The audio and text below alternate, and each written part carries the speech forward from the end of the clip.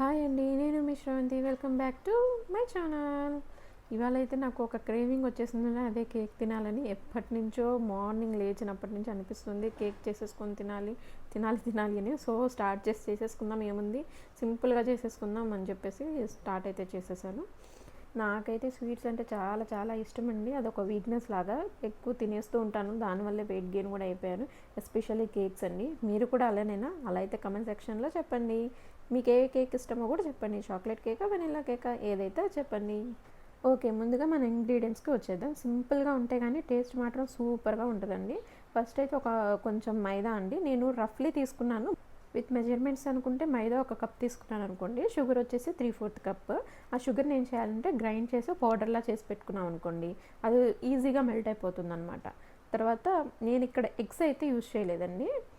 Butter ఒకటి, milk, baking powder, vanilla essence తీసుకున్నాను.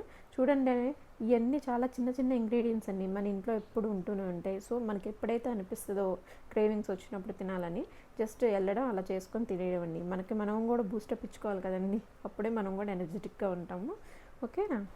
అయితే ఇప్పుడు ఫస్ట్ ఆ మైదాని ఒక బౌల్లో వేసేసుకొని దాంట్లోనే మనం క్రష్ చేసుకున్న షుగర్ పౌడర్ ఉంది కదా, దాన్ని కూడా యాడ్ చేసుకోవాలండి.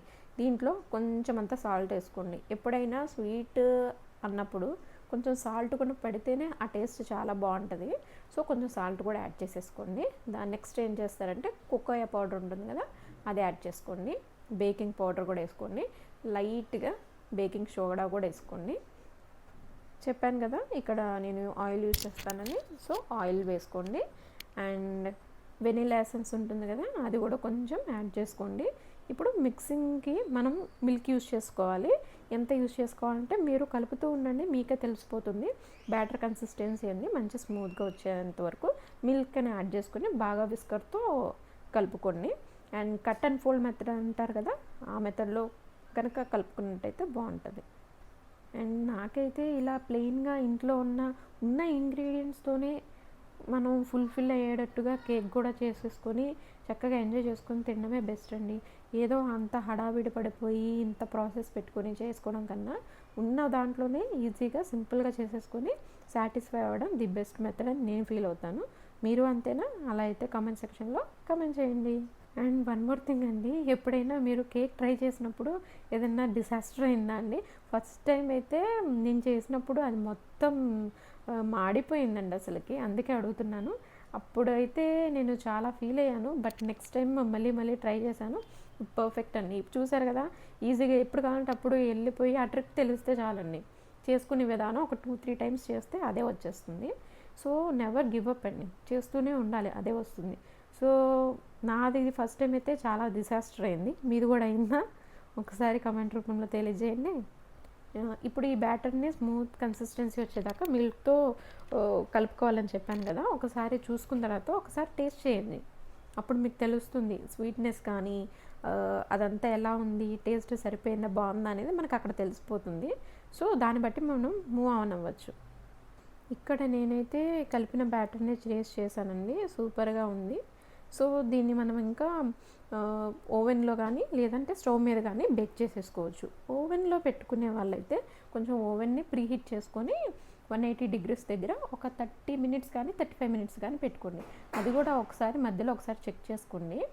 అదే కనుక స్టవ్ మీద పెట్టి చేసుకునేటట్టయితే ఒక కుక్కర్ తీసుకోండి, విజిల్ పెట్టకండి. లోపల ఒక స్టాండ్ కానీ ఏదన్నా పెట్టండి.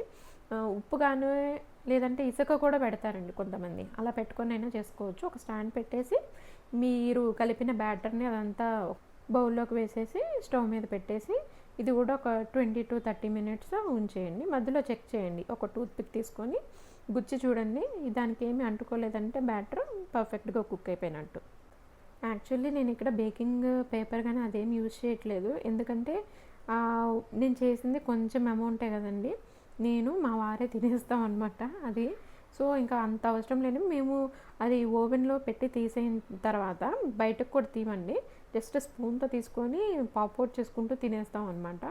జస్ట్ ఆ టైంకి తినడానికి మాత్రమే చేసుకున్నాం కాబట్టి ఇలాగా. ఏదో ఒక పర్ఫెక్ట్గా రావాలి అనుకుంటే బేకింగ్ పేపర్ అది కూడా యూజ్ చేసి చేసుకోవచ్చు, బట్ మా వరకే కాబట్టి నేను వేయట్లేదండి. ఇక్కడ మీకు ఒక విషయం చెప్పాలండి, అంతకుముందు అంటే జనరల్గా అనుకుంటాం కదా, ఇప్పుడు ఒక ప్రిపరేషన్ ఏదైనా చేయాలంటే దానికి కావాల్సిన ఇంగ్రీడియంట్స్ అన్నీ దగ్గర పెట్టుకొని దానికి కావాల్సిన ఐటమ్స్ అన్నీ కొనుక్కొని ఇలా చేయడం వేస్ట్ అండి, ఎప్పుడు చేయకూడదు. ఎందుకంటే ఫస్ట్ ఎప్పుడైనా కానీ మనం మన దగ్గర ఉన్న వాటితో ఉన్న ఐటమ్స్తోనే ముందు ట్రై చేయాలండి. దాంట్లో మనం బాగా సక్సెస్ అవుతున్నాం అనుకుంటేనే ఫర్దర్గా ఇన్వెస్ట్ చేయాలనేది నా ఐడియా అండి. ఎందుకంటే మనీ ఊరికనే రావు కదండి, ఎవరికైనా మనం అయినా సంపాదించుకోవాలి కదా. సో కొంచెం ఆలోచించి ఓకే మనం సక్సెస్ అవుతున్నామా అనుకుంటేనే ఫర్దర్గా మనీ ఇన్వెస్ట్ చేయడం దేని మీద అయినా కానివ్వండి అని నా ఒపీనియన్ అండి. మీరు కూడా అంతేనా? కమెంట్ సెక్షన్లో చెప్పేయండి ఫ్రెండ్స్. ఇదిగోండి, నేనైతే బ్యాటర్ని ఫుల్గా కలిపేసుకున్నాను. కలుపుకున్న దాన్ని బౌల్లో వేసుకొని చిన్నగా ట్యాప్ చేయాలండి. ట్యాప్ చేసినప్పుడు ఏమవుతుందంటే పెద్ద పెద్ద బబుల్స్ కానీ అట్లా ఏమైనా ఉంటే మొత్తం వెళ్ళిపోయి స్మూత్గా ఉంటుందండి మన కేక్ అనేది. ఫ్రెండ్స్, నేను మీకు ఇక్కడ ఒక విషయం చెప్పాలి. నేను ఒక డెంటల్ డాక్టర్ని. ఎందుకు చెప్తున్నానంటే ఈ టైంలో జనరల్గా పిల్లలు చాక్లెట్స్, కేక్స్ ఎక్కువగా తింటూ ఉంటారు.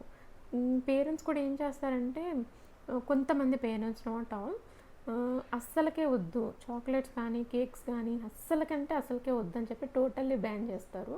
అది కూడా మంచిది కాదు ఫ్రెండ్స్. పిల్లల్ని కూడా మరి అంత ఓవర్ స్ట్రిక్ట్గా పెంచకూడదు. వాళ్ళ యొక్క క్రేవింగ్స్ని కూడా మరీ అంతలా కూడా తీసేయకూడదని నా ఒపీనియన్. సో ఏం చేయొచ్చు అంటే ఇక్కడ ఎలాంటి ప్రికాషన్స్ తీసుకోవచ్చు అంటే, టీత్ రిలేటెడ్ ప్రాబ్లమ్స్ రాకుండా ఎప్పుడైతే పిల్లలు చాక్లెట్స్ కానీ ఏ షుగర్ ఫుడ్ అయినా సరే తిన్నప్పుడు వెంటనే బ్రష్ చేయించండి. లేదు అంటే కనీసం గార్గిల్ అయిన సరే చేయించేయండి. అప్పుడు ఏమవుతుందంటే ఆ షుగర్స్ అన్నీ టీత్కి పట్టుకొని ఉండవు కదా. సో దట్ మనకి డీకే, పళ్ళు పుచ్చిపోవడం కానీ గార పట్టడం కానీ అవ్వవు. And more over the best ఏంటంటే నైట్ టైం కూడా బ్రషింగ్ అండి.